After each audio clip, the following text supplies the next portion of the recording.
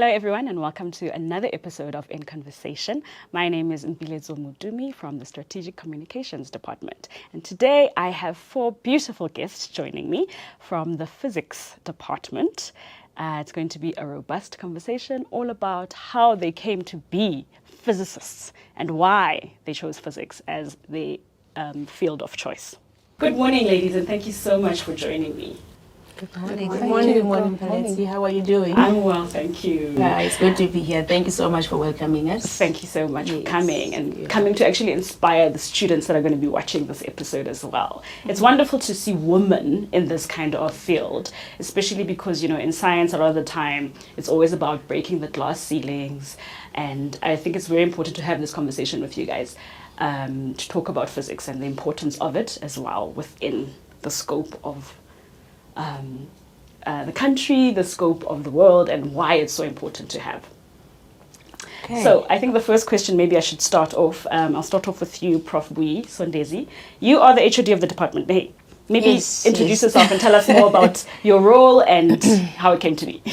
Thank you so much. I am Professor Bui Sondezi. I am a current HOD of physics, and my role goes between APK and DFC. And I can't say it was a shortcut to get there. It's a journey that each and every person will take before you get to that position. Before you could even be called professor, you start somewhere. And my starting point is from KwaZulu-Natal, where I grew up in a dusty ground with my 10 siblings. And I had to go to school walking. I think I was walking 90 minutes to go to school. 90? 90, 1.5 hours. Okay. To a point where my dad decided to buy me a bike. So they knew me as Sondezi with a bike when I was growing up, because I was the only girl who was traveling from my place to where I was going to go to school. And where in KZN was this? It's Danhauser, Newcastle, that area. It's a rural area that is between Dundee, Newcastle, and Danhauser region. My school was in Mfundeni High School, and I was the only girl coming from my place to that school, because in the area where I was, there were no high schools that could give physics and mathematics. So I had to go to a far school where I could follow up my dreams of being the first doctor. I wanted to be the first doctor who would heal HIV and AIDS, because at that time there was a lot of people getting affected with HIV and AIDS. So my dream started there. And unfortunately, because the schools had less infrastructure, facilities were not good enough, I couldn't get enough marks to get into medical school. And then I landed up doing education diploma, of which I didn't finish because my dream was still saying I still want to be a doctor. And then, to cut a long story short, I ended up doing BSc, majoring in physics, chemistry, and statistics. And when I was doing my third year, I didn't know which course will I take to my honors. And at the time, we had a lecturer who knew what he was doing, and I was inspired by how he was teaching physics. And I thought, you know what, I want to be like him. That's Professor Winkler. So was teaching me first and second and third year in physics. So because of the way I was inspired by how he understood the subject and how he taught it, I said, I'm still going to follow in his footsteps. So that's how I ended up in physics, doing honors in physics. And then I went to RAU at the time, Grand Afrikaans University, and I got there and I found a letter. Right. And then Professor was there being one of our lecturers, and I was like, oh, at least there's someone that I can identify with, because they were mostly men in the department who were lecturing at the time. So we could identify with her, and she sort of took care of us. We came from Vista being 7 black students who came into a white environment, and we didn't know what to do, but she was there to help us understand and get used to the place. And I think she can also testify what happened at the time when we were the students. So from there, I got inspired, moved on to masters, and then did a PhD in experimental physics of highly correlated matter. So that's how I got to be a doctor in physics, because I didn't want to start something and end halfway before I could finish up. So that's what I said, before I could rest, let me get to that highest degree that you can find in any field. Yeah, sure. So I think the rest will come as we move along. How did I get to be an HOD and stuff like that? But the journey starts somewhere. So this is what I'm trying to outline here. No, that's a very inspiring journey. Congratulations on everything you've Thank you achieved so far. much. I think maybe then we should move on to you, Prof. Prinsloo. How did you sort of start in this physics field? Okay, so at some stage my HOD said that was not Bowie, said that I cannot talk about how I really got into physics because will just show that I'm ambitious list. But the honest truth is I wanted to be a musician. Oh wow, okay. And my father said I should get a proper degree. And he thought at that time, remember they're a different generation, that being a science teacher, because I was very strong in science and maths, would be very useful because I will be able to work anywhere where my husband finds a position. And then I did a BSc in education with mathematics, physics, chemistry, and then also education, because that was a traditional role for Afrikaans women at that stage. And then all my friends did honours in chemistry, and I would also have done honours in chemistry if physics didn't offer me a bursary, because I also come from a relatively poor family, so I needed a bursary. So when they said they'll pay for everything, I was like, oh, then I'll do physics. And then I met my husband, who was doing a PhD in physics, so I thought, well, I'm in love, I'm staying just where I am, and I did a master's. And as I had bursary obligations, I was a teacher for 2 years at the National School for the Arts, because I'm passionate about art and music, so that was like an ideal fit for me. And then I decided that it wasn't stimulating enough and that I needed more, so I went back to the then RAU and I found a supervisor. And I did a PhD in physics, and I've never looked back. Physics is the most rewarding thing any person can do. There's always a challenge, there's also something new to learn, something that can inspire you. You never get to work and like, I can do it all. You always get to work and there's a new challenge. So I absolutely love being in physics. And I'm glad that my father saw my potential in that regard and that I ended here. Sure, I love that. Dr. Susan, maybe you can also give us your journey up to so far. Okay, so I'm a condensed matter physicist and a senior lecturer at the University of Johannesburg on the APK campus. So I was inspired by my high school physics teacher. She just explained to us that physics is just basically the answers to the questions in the world around us. Why do we have rainbows? Why is the sky blue? So since then I was hooked. So I went on to do a BSc in physics and an MSc in physics, but that was in India. And then I came back to South Africa in 2006. That was just after the merger of UJ, and they were looking for posts, and I got a job as a lecturer. So while I was there, I got exposed to the different fields in physics. Within physics, there was nuclear physics, astrophysics, condensed matter physics. So as far as I'm concerned, I chose condensed matter physics and the experimental one because I like tangible stuff. I like working with my samples in the lab, taking it from beginning to end. And yeah, so I had a bit of time to decide where I want to go. So I joined in 2006, but I only started my PhD in 2011. And I did it with Prof. Prinsloo. Okay. So she was my supervisor, and it was a really rewarding, humbling experience. I think the word is humbling because up until my masters, I thought, wow, you know, I'm good. And the 80s and the 90s meant, you know, but when you do your PhD, you really realize how little you know and how brilliant the minds out there are. So I think that's a part of physics. That's the part that students don't see, maybe. What researchers really get exposed to, you know, the research, the travel that comes with it, the collaboration, the networking, the working with the world-class equipment which we have within our department. You know, it's really, truly fascinating. And relating to what Professor Daisy said, we should never underestimate the effect we have on students. She was inspired by her lecturer. I was inspired by my high school teacher. So, yeah, so there's a lot we can do within our environment to inspire others as well. So that's my story in short. Sure. No, thank you so much. And then Ms. Siakamela, how did you end up in physics? Okay, I was pushed by my parents because they were scientists, but in agriculture, another one was in agriculture, another one was in water affairs. So when I had to choose subject, I wanted to take agriculture. Then she said no, Yeah. take maths and physics. Yeah. The future is maths and physics. And then I chose maths and physics in high school. And then when people, friends, they say, hey, maths is difficult. Yeah. And then she said, no, I'm the one who's paying. Take maths. What are you going to be without maths and physics? Maths and science. I said, I'll be a lawyer. Then she said, no, just go. And then I found myself, chose those subjects. And then I went to University of Pretoria. University of Pretoria, when we were second year, third year, they were inviting us to physics functions, prize, or maybe like women in something or something, like those kind of functions. It's for physics. Yes. So I got inspired when I see there were few women, but then I got inspired. And also, when as a student, you get excited by nice food. They used to have nice Yeah, food. of course. Yes. But then when you get there, you see how the women, break grounds. Yeah. Like, because we are used to see physics teachers who are men, yeah. and stuff. So when you see women there, then you get excited. Then I went to, after my bachelor degree, I majored with chemistry and physics. I went to University of the Western Cape. I joined this other program, they call it Minors and Med Sci. Okay.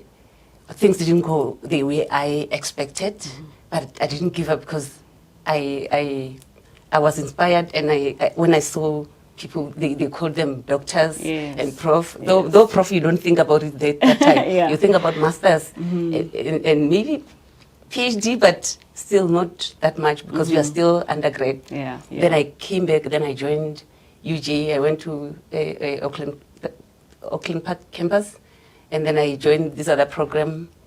And then I started with honors and masters. Okay. After that, then I'm still at UJ. I went to DFC campus. Okay.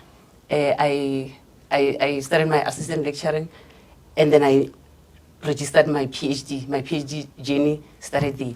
But another thing that I forget is also traveling. When I was in University of the Western Cape as honor student, they made us travel to KZN University. That time there was a SIPE conference, South African Institute of Physics. And then they said, don't present, you just go and be motivated. Okay. And then I met Prof. Wisondezi, but Oh, nice. but she didn't know me. Yeah. I don't know that she doesn't know the story. Yeah. I won't Yeah. remember. She was young, she was Yes. beautiful, she was young, and she was presenting. Yes. Of course, other women also. I even got in the same bus with her, and I was looking at her. She was young and she was presenting that Yes. time. You see, so I got even more inspired, and then now I'm still at UJ, but GFC campus. And then my journey was 6 years, ups and downs, depression after depression. But sometimes when you hear Dr. Jacob saying, it's so humbling, and you saw. I've seen her. I've seen them actually, because I was doing my master's here. I've seen them when they were probably will work and go home and come back and work on her research. Those things you don't think when you are a student. When you see them doing that and they are struggling. When you are where they are, then you start remembering those things. Exactly. So during my journey, when I was having depression, I had them. Depression after depression. When my friends in Mpiletso, Cape Town, they are graduating, like I feel stuck and stuff like that. But at least I managed. I'm done. It's about to go for my PhD thesis is about to go for an examination. Wonderful. And then next year, hopefully, I'll also at least have a title like that. No, that's fantastic. Sure, that's wonderful. I mean, STEM already, when people talk about it, sometimes it's feared. People are like, oh no, this is not something I want to go into because it's just so challenging. How do you guys think seeing people like you in STEM is more inspiring? It helps them say, okay, I can actually also do it. I absolutely believe that if you see the women in the physics department at present, you will be inspired to do it, because just to give you an idea, all the women sitting here have families. Yes. They are taking care of other people, and yet they manage to do this. And that means we are just normal people living a normal life, and this is the career path we have chosen. So if we could do it, everyone can do it. I mean, we had the children when she was doing honours. She had a baby in the middle of her honours year, and she completed her honours and she passed all her subjects. Susan had her second baby while she was doing her PhD, and it was really tough for her, and she completed it. And she has a 7-year-old, if I'm correct. And doing this path with small children, it's really. It really shows that women can have it all. Absolutely. It is tough, and it's not going to come easy, but it can be done. It can be done if you make the commitment and you sleep very little. But it can be done. And if you really see yourself in the position where we are today, then you must know it will take commitment, and there will be challenges, and you will have to sacrifice things. And you must just decide if this is for you and you can do it. You must just work very hard to get there. And looking at the department as it stands now, when I was a student, there were no females. There were absolutely no females. And then when I got appointment, for a long time, I was the only female in the department. And look where we are now. I mean, there's been so much growth and change and transformation happening that any person can see themselves in any role in South Africa at this stage. And specifically at UJ, they're very supportive of females. And you can do this. You can do this. You will find the support you need. And when you get to a point where you're feeling depressed, where you feel you can't do it, you must go to somebody that will tell you, you can do this. You can do this. Just keep on pushing. It's Just important keep on to pushing. have that support structure around you. I mean, I've been through the journeys with their PhDs, and really, And you've been there, you've seen I've been there, and I how mean, we struggle. how much they struggled, how much commitment they showed, how much tears there were, how much obstacles were in their way. But it didn't come easily, but it made them grow as humans. It made them grow as scientists to be where they are today. And getting over depression while working on this, it's really tough. But if you're a female today in South Africa, you can become a professor in physics. I mean, you guys were talking about support structures. Within UJ, what sort of support structures are there for women in the science field? Okay, I think before I could answer that, just to reiterate what my sisters have said here, we must not look down upon the fact that it is not easy. And there are a lot of perceptions about physics being a difficult subject in the first place. Now, if you now want to start a career in physics, each person must understand that it's going to be a journey. They will need commitment, like Prof. Aleta is saying. So if you know that you won't be able to put on that commitment, you might be delaying yourself. It might take longer. It might be a journey that will be full of many mountains, even if maybe you could have found a way around. So that part we need to understand. But what makes it easier to go through it is the fact that there are people around you.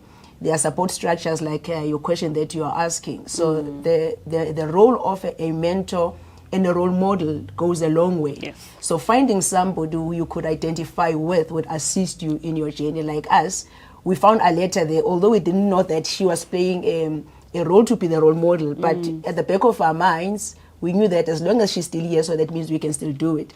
And finding that that post, that reference will assist you. Over and above that, the support structures that are provided by the department and the faculty will assist you in your journey. In the department, there will be those small fundings. In the faculty, there will be that funding as well. And also in the government, our government do support women, particularly who are embarking on these skills careers. So we must begin to utilize that. When you go over a certain level in your study, then you can also be mentored to also mentor others. And hence we have women leadership at the University of Johannesburg, where now women can start to mentor others. So those are all the support structures that you can leverage on and begin to ask about and find out. Because some of us, we die because we don't understand that there are things that we can access, which are our support structures and can assist us on the journey. But at the end of the day, you must know, without you, nothing will happen for you. Yes. So you must be there. Did you want to add? Yeah, I just want to add on to that.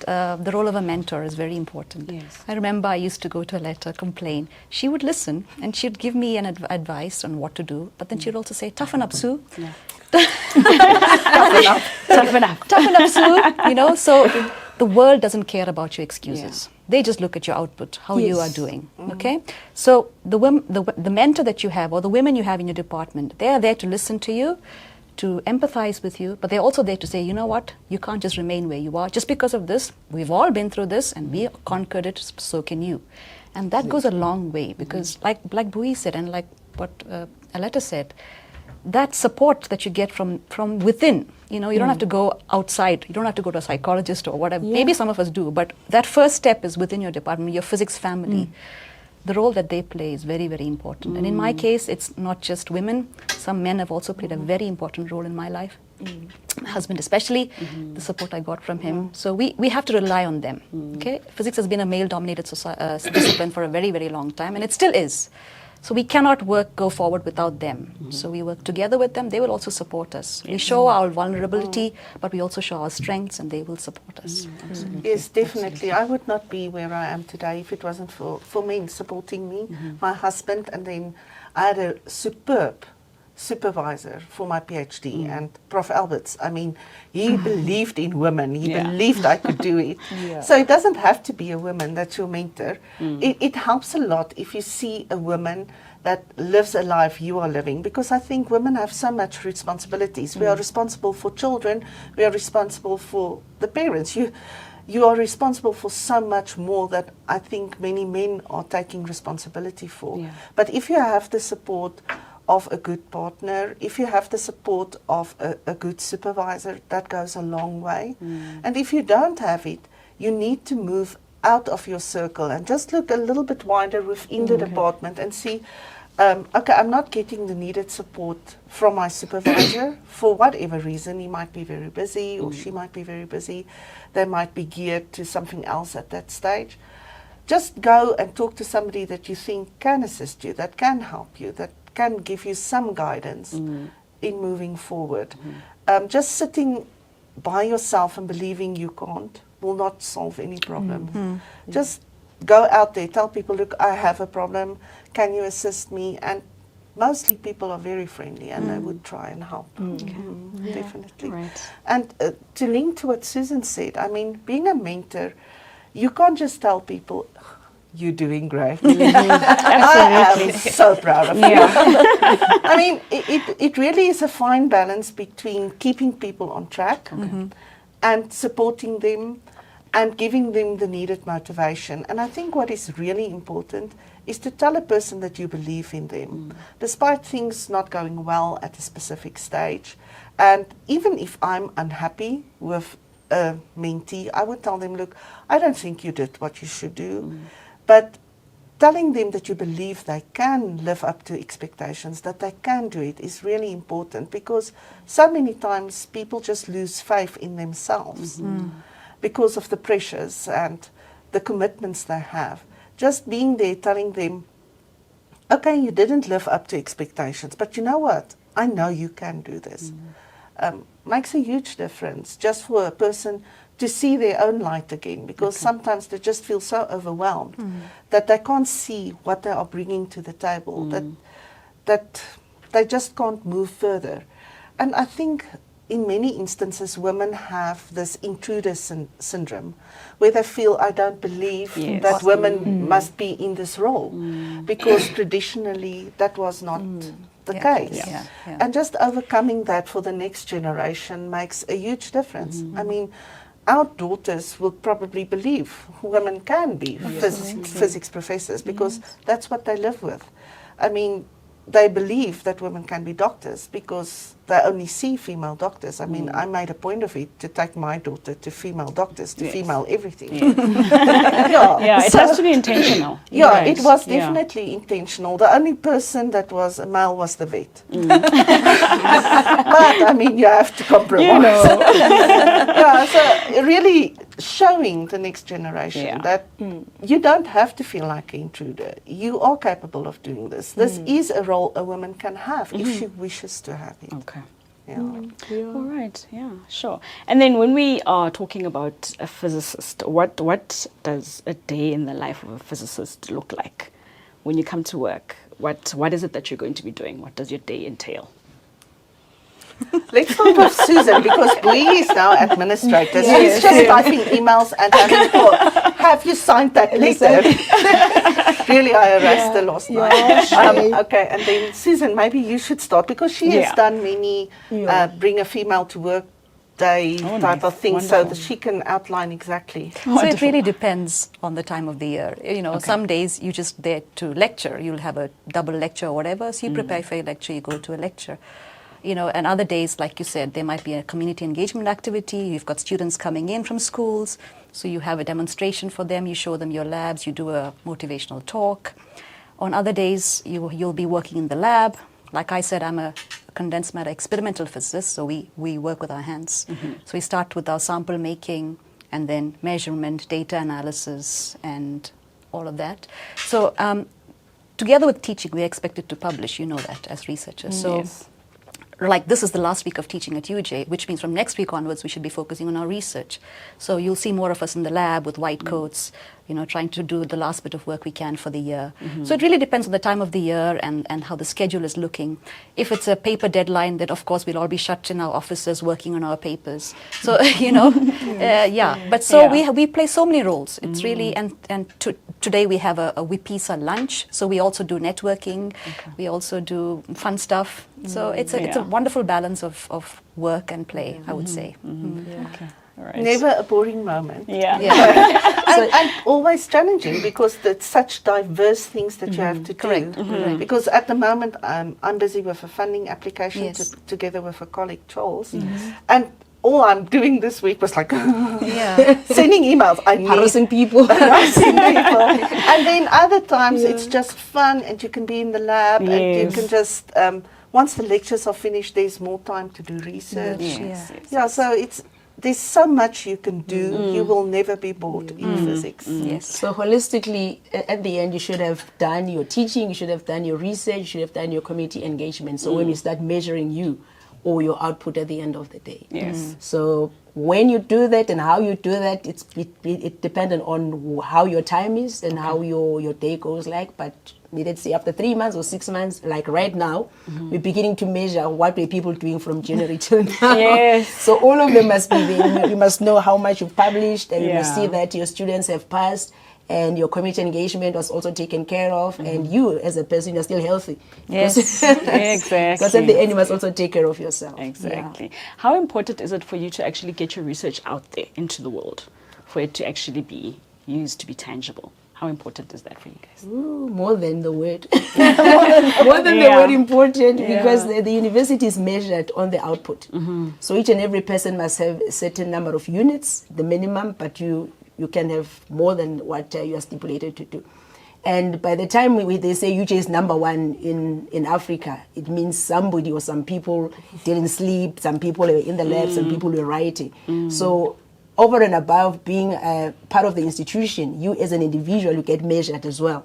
So the institution will be measured, but there is a time where each and every person's contribution matters. So I have to work for my units, they have to work for their units. At the end of the day, it sums up to the university's output. So it is important. Can you tell us a little about the research that you are working on, maybe the different projects that you're working on at the moment?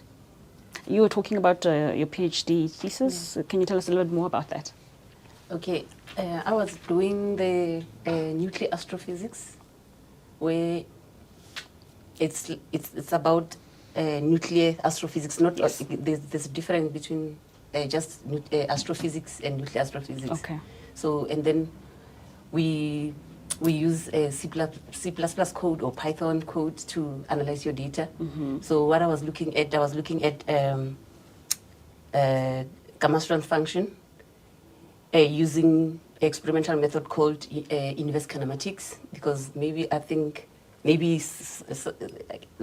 some of my professors and doctors here, they've done maybe their experimental research maybe was in direct kinematics. So 2019, it was the first one that we've performed. 2019, the experiment that I've done, it was the first, 2017. Okay, Yes, 2017. sorry, 2017. It was the proof of principle that the experiment can be done in inverse kinematics. So I modify some code and I develop some code. You can use C++, can use Python to look at that, what you call gamma strong function. Gamma strong function is, it's like let's say gamma is a type of radiation. We have five types of radiation. Okay. And then there's gamma, there's what is it? Beta, alpha. Beta, alpha. But then I look at gamma, then it's the gamma strong function, and there's level density also. So then after getting it, then I'll check on my results if whether the results that I've got, they've got something called that gamma strong function. Is it low energy enhancement? So yeah. So to like a layman like me, at the end of the day, your research, how would it sort of maybe help someone like me, or help, I don't know, whatever the research is being done for? Then Applications. Like applications, yeah. Like Many how times, how does it work for that? Yeah. Research does not have applications. Okay.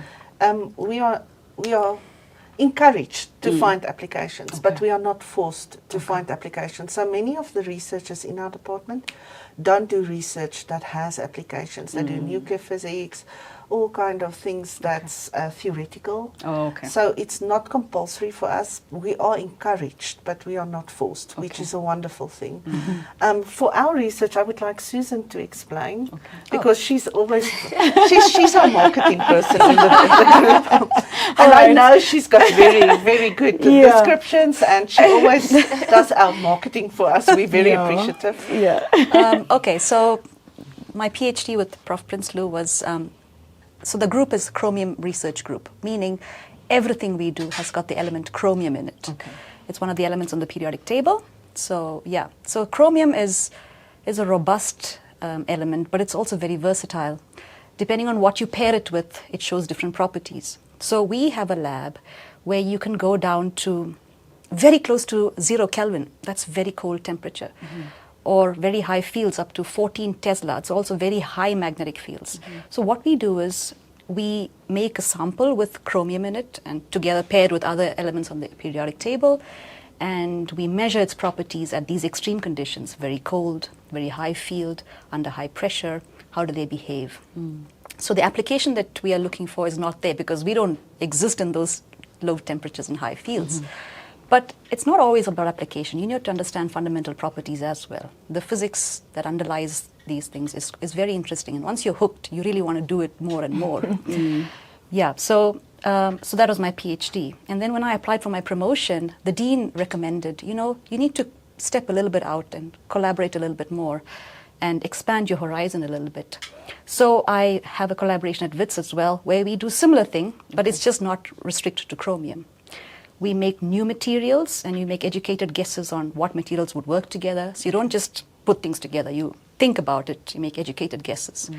And then you make new materials and the same thing, measure their properties at extreme conditions. How do they behave? Sometimes we stumble upon an application, like our master's student, we had co-supervised a master's student.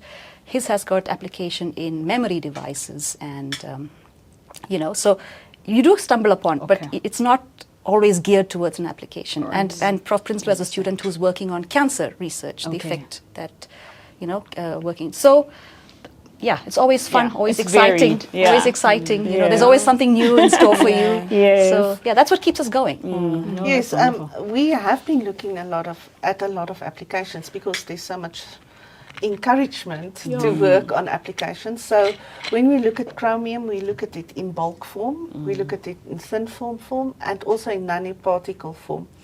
And we chose chromium because South Africa is a huge producer of chromium, and we just export the raw material. We don't add value to it. So we are hoping that our research will inspire adding value to the chromium before export. That will really enrich the society and help with economic growth. I don't know when we'll reach that stage, but we are working on it in the chromium group. For the bulk materials, chromium finds many applications in things like hip replacements. where it's basically cobalt and chromium that does not have thermal expansion in the temperature range where we live.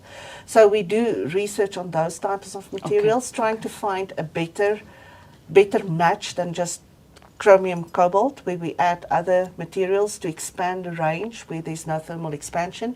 You can imagine if you have a hip replacement, you travel to Dubai and now it's warmer that day, now it expands, you will be in great pain. Yes. So looking at functional medical materials, chromium is very big there. Looking at thin films, you've got chromium thin films and the very famous experiment where they have chromium and iron multilayers. That resulted in an improve in the memory capacity of devices.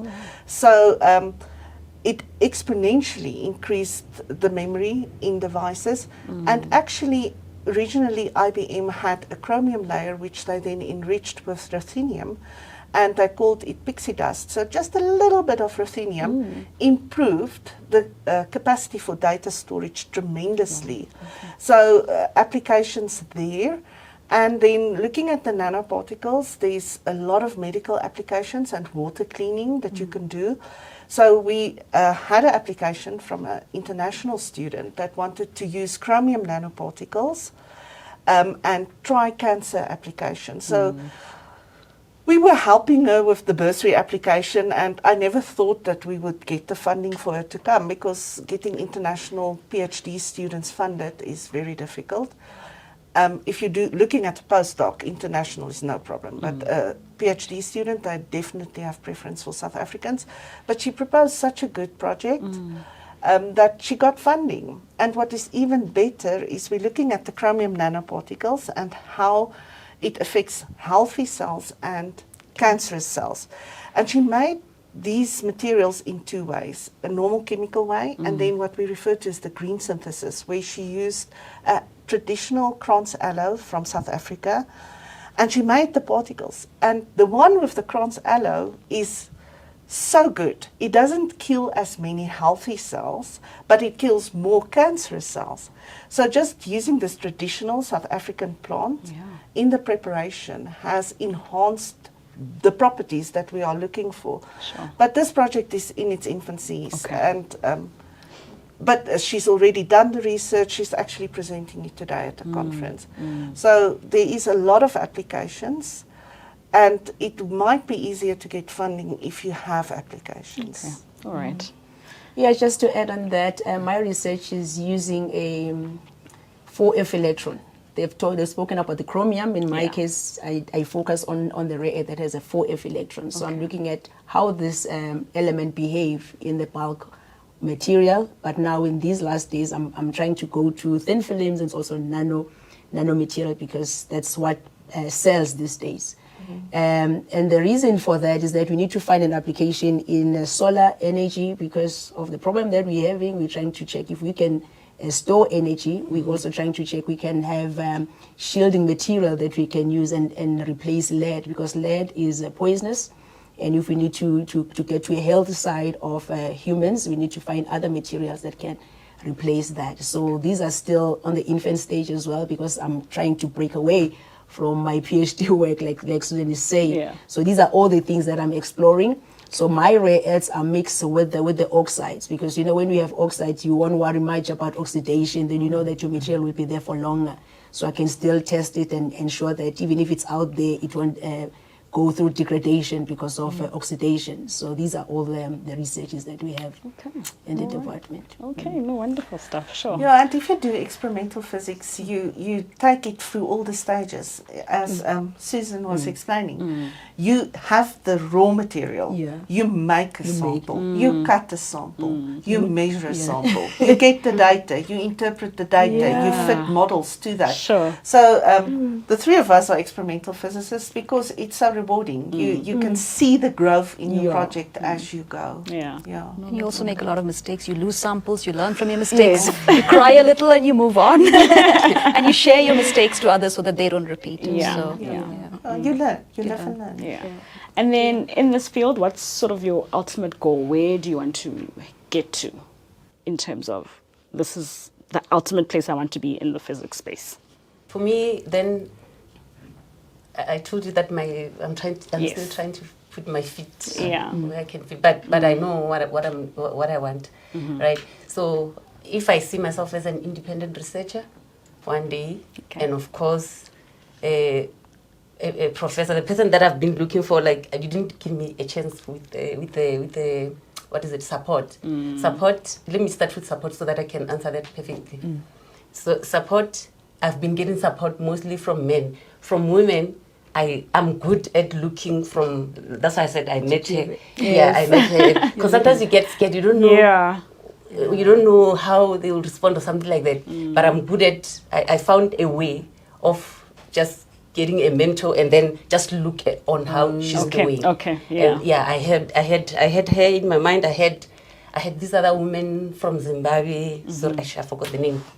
But because I look at their challenges. Yes. For her, I read from the struggle. Yeah, okay. For her, after 2006, is it 2009?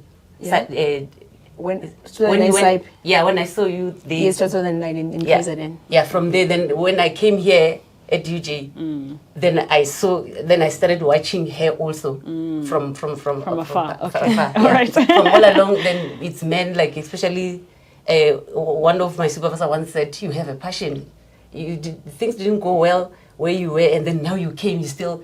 Persistent, you see. So that support. Sometimes when you feel like you can't make it or something, like, they will make, Yeah, they they will encourage you. Yeah, it's like Yeah. they will push you that you can do it. You see. So now when I look at her, that she's a professor now. Yes. You see.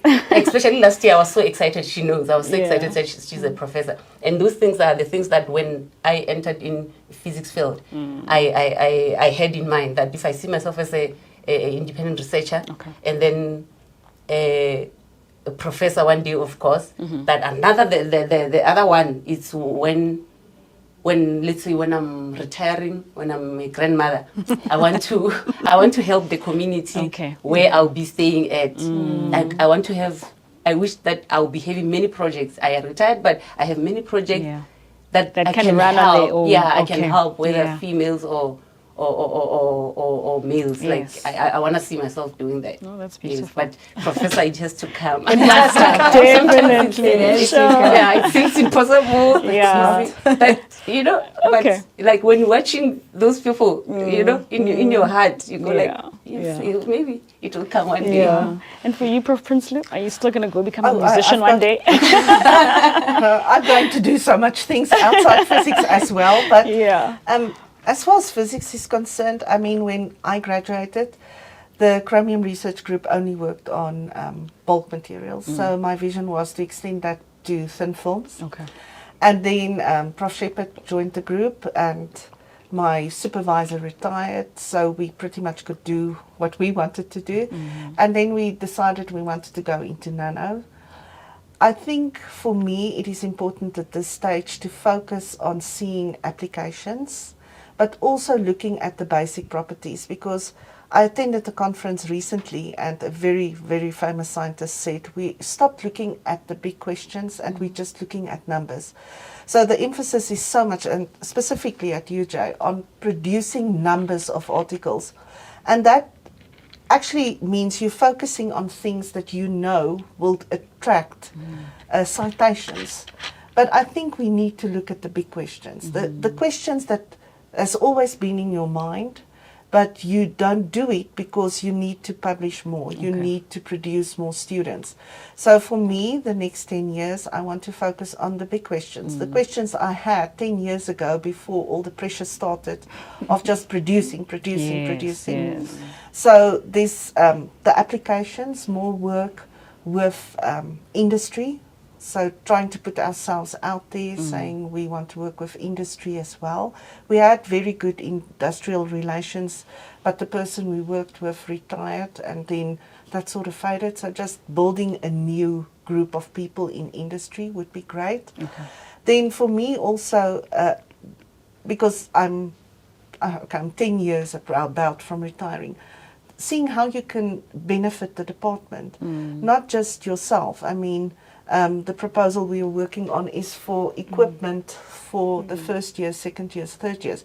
Not just how you can benefit, and also leaving a legacy where you can feel you've made a difference in other people's lives. Not just I put this on my CV, I put that on my CV, about making a difference to other people that can allow them to grow and be the next leaders in a specific field. So for me, that is really important at this stage. And then as far as other things are concerned, there's just so much I want to do. But you don't get to do that if you really focus on a research career in physics. But once I retire, there will be ample time to paint, to be the musician I want. I'm going to take up drumming because I mean, I had the classical music training, but I really want to learn to play drums, and then becoming a yoga instructor.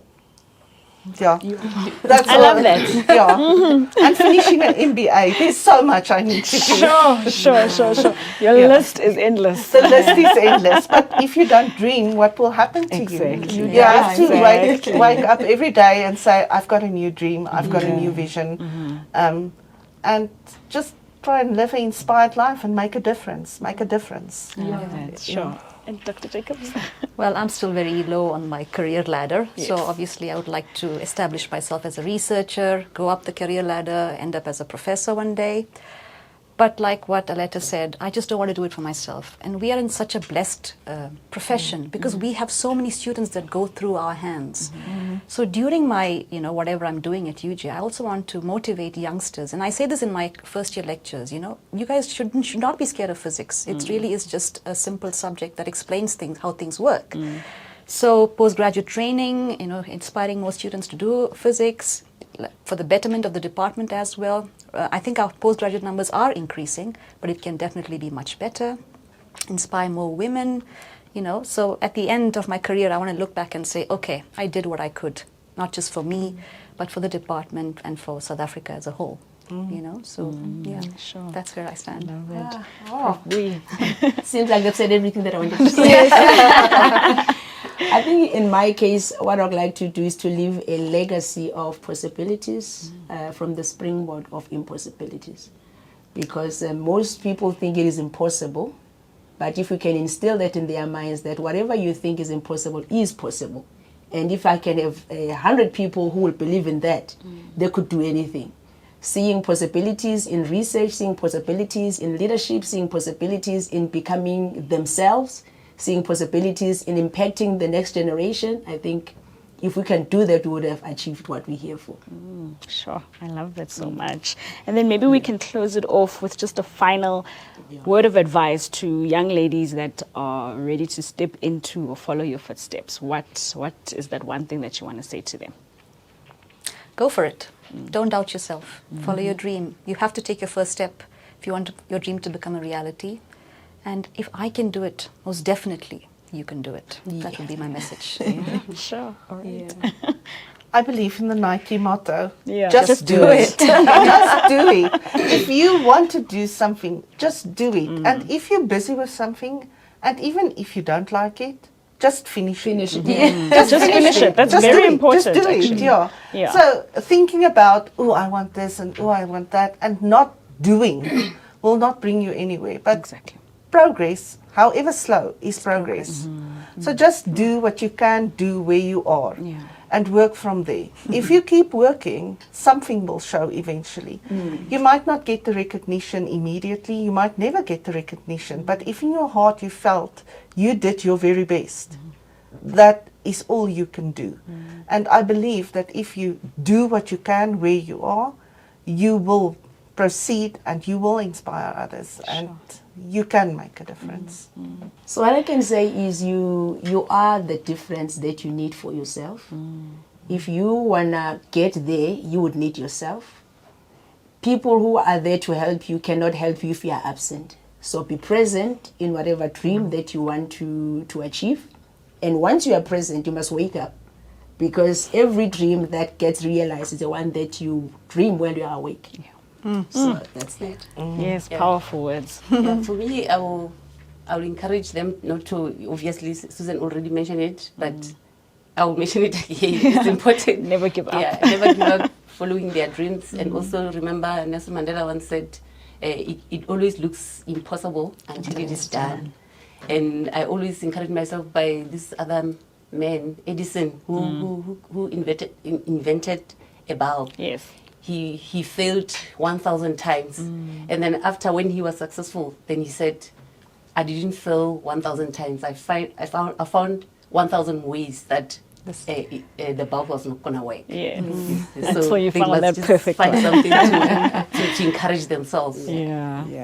No, that's wonderful stuff. Sure. Thank you so much for your time, ladies. I really appreciate it. I hope that everyone is inspired by this conversation. And congratulations on how far you've come. And I wish nothing but the best for you guys. Thank you. Thank you. Thanks for having us. Thank you so much. The University of Johannesburg, the future reimagined.